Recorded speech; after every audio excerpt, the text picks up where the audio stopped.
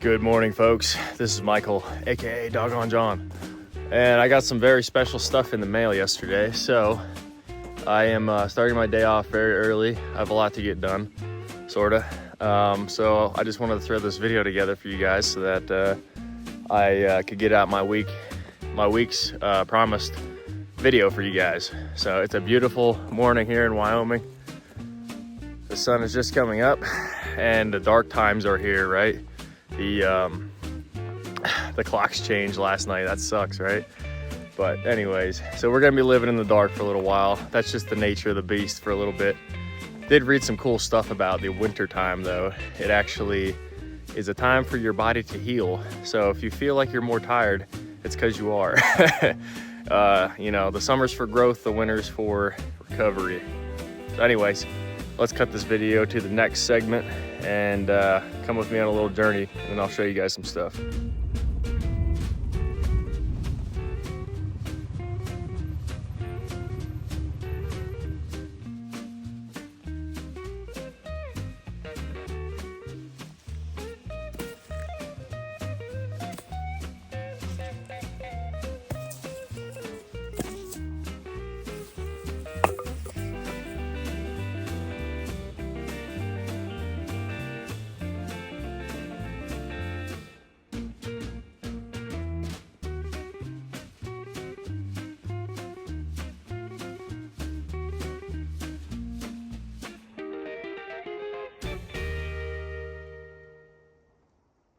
All right, guys, welcome back to the channel.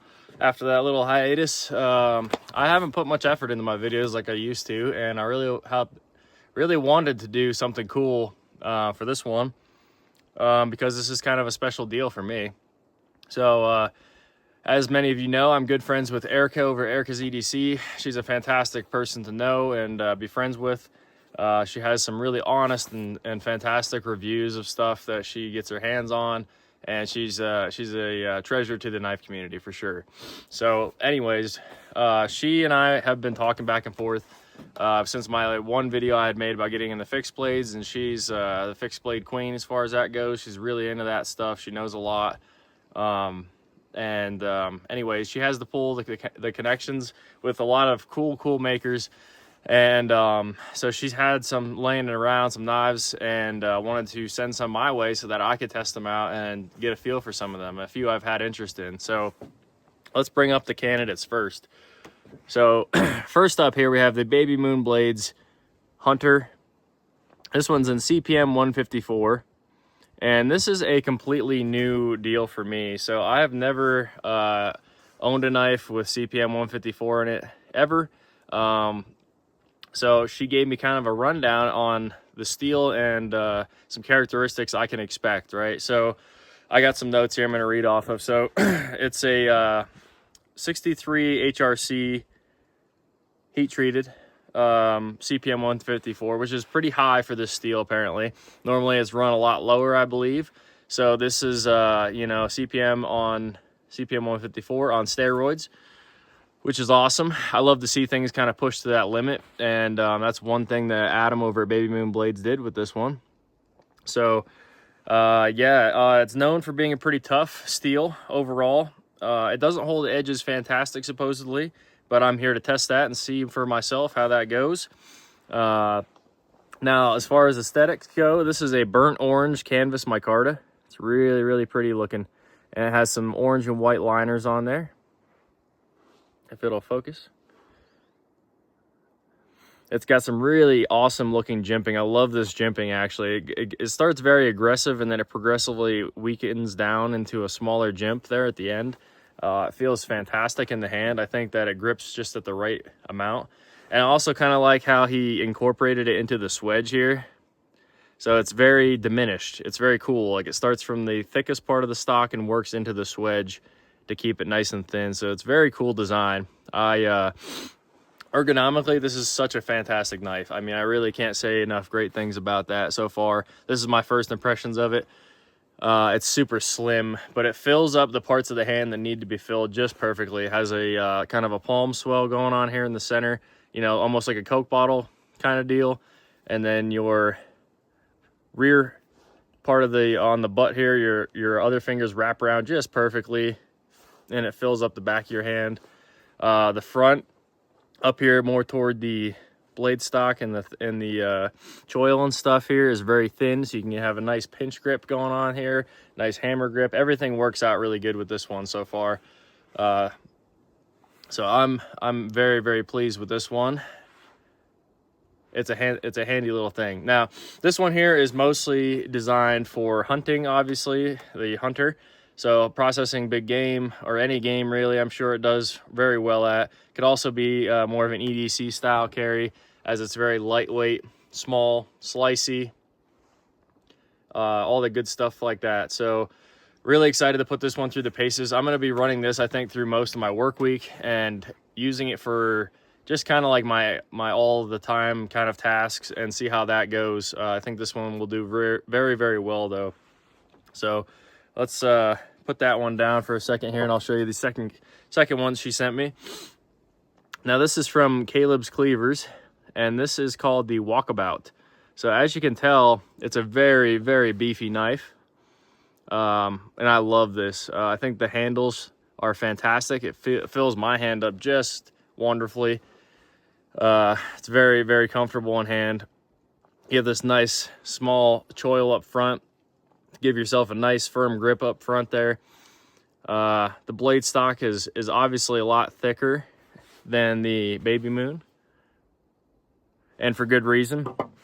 This one here is made in 80 CRV2, so this one here is a really beefy kind of bruiser of a knife, right? So this looks like it's got basically a saber ground going on here, and so this is going to do really, really well with your outdoor tasks, and that's kind of what his intention was with this one, I believe. You know, it's made to be used for, you know, batoning, fire making stuff, bushcraft stuff, that sort of deal. And 80 CRV2 is the perfect choice for that kind of stuff. It's a very tough steel. Notoriously, it's been used for a lot of bushcraft designs and outdoors knives in the past, quite a bit. Now this one here is forged, which I actually don't fully grasp yet. I need to do some research on it, but as I use this, I think I'll get to understand it a lot more. But basically, when you typically do 80 CRV2, you'll lose a lot of carbides, and because it was forged, it's going to keep a lot of them. So this one's going to have better edge retention than most, and it was run at 64 to 65 HRC. So reasonably souped up as well. This is probably going to be the best of the best that I'm going to experience ever in both of these steels. So I'm very excited to try these out and see how they do. And this one here is sporting some very beautiful, this is vintage green micarta, even though it looks black. And I love how it turned out. I think it looks so cool. Orange pins, orange lanyard hole. I mean, this thing is just amazing. Really, really cool looking. And you can see his maker's stamp there in the tang, Caleb's Cleavers. Yeah, so anyways, Erica sent these both to me to try out for a little while, so I'm going to use them in my daily use and be making some videos on them. Today I have some time off, and so that allows me some time to do more outdoorsy style tasks, and I have a little test set up here, hence the wood that I was showing there, that I'm going to try to use on the Walkabout first. And we're going to do a little bit of fire making stuff. So some of you may or may not know, but I recently purchased a property, my wife and I did, and it's off-grid. So we're using a wood stove to heat the entire building. And so firewood is the name of the game. It's going to be how we stay warm, and how, you know, we may even cook on it, that kind of stuff. So it's a big deal for us. So I'm going to be doing some firewood processing today with this and seeing how it goes. Hope you all enjoy. I'm going to segment to the next section here, okay? All right, welcome to the chopping block. So I've got some really wild looking pieces of wood here, but all of these should be great candidates for what I'm looking to do here. We're going to test the batoning capabilities of this 80 CRV2 here. So right now, the edge that's put on there is shaving sharp. I don't have a piece of paper to test it, but you're just going to take my word for it. I could probably shave on camera with this thing, and you guys would probably be able to see it. Yeah. So there's your proof. It's sharp. So what we're gonna do first is try to break down some small logs, get a little bit of kindling material on here and see how it does. So we've got something that's a little bit slender here, and we'll see what we can get done.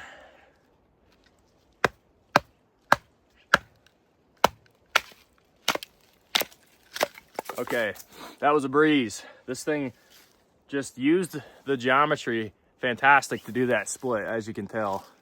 And this wood's may be good in season, but still. We're gonna do a few more of these. Man, that was easy. It's like a little axe. I mean, the thing just breaks stuff down very easy, very small. I know this is small material, and in Wyoming we don't have a lot of hardwoods. This is probably some poplar or some kind of hybrid, but it's making quick work of this stuff. So we can see if we can do a little bit of feathering on here.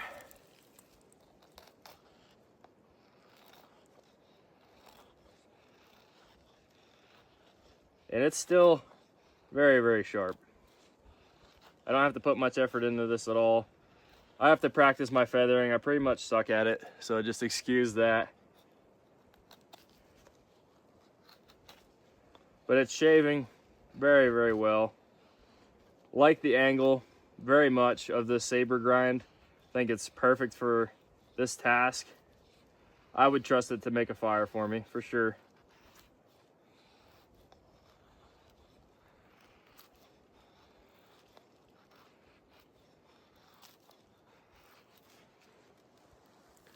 Yeah, so it does really great. Let's split down some more stuff here. If I can get it through this thicker one, I doubt it very much. No, it's not gonna work. It's gonna be too big. Let's try this smaller one here. We could also do some cross batoning and test it in that method. I haven't seen that done. Not with this, at least. Let's take it through this smaller log and see if we can get a cross baton through it. I have no doubt this will pull it off.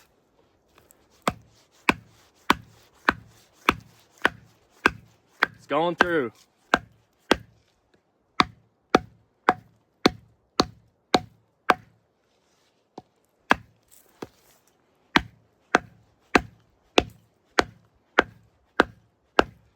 Okay, so we're about halfway, as you can kind of see. But she doesn't want to quite make it through, so I'm going to bust it out of there. We're going to try it on the other side to finish this cut here.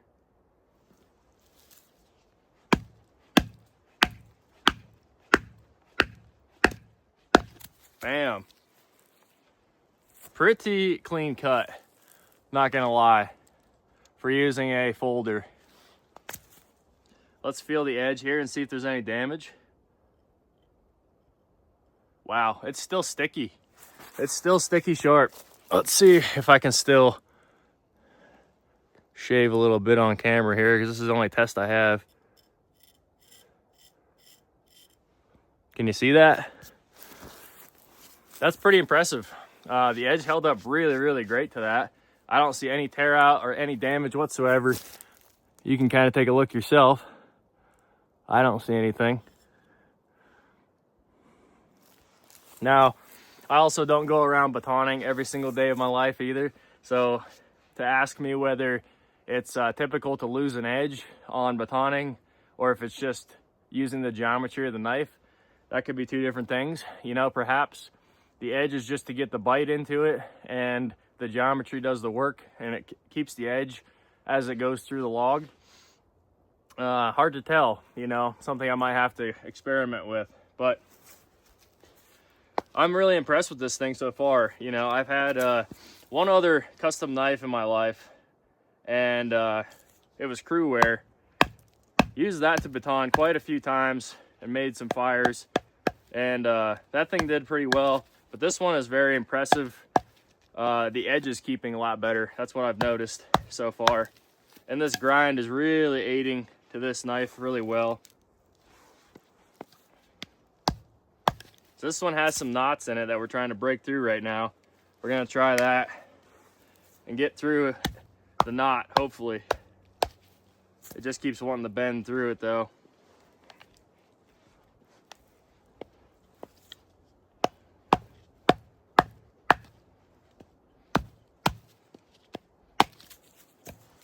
All right, there it is. So we went through almost 2 knots right there, sort of.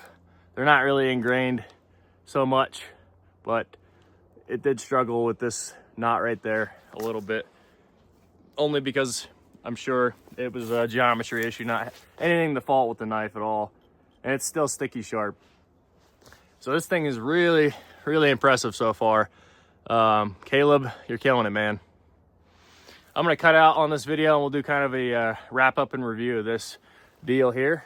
All right, so as you can tell, so far initial impressions of using this knife, I'm very, very impressed. It's really, really kept its edge great. It's done the task that it needed to do really well. I'm gonna continue to test it, do some more outdoorsy style stuff with it. I'm still gonna probably use it as an EDC some days as well, just to kind of see what happens. I'm sure it's not gonna have any issues at all if it can baton through logs, cross baton, and keep an edge like it has. That's really, really impressive. You know, I don't see any edge damage whatsoever on this. Not even a micro tear, chip out, nothing, not a thing. It's still pretty much a pristine edge.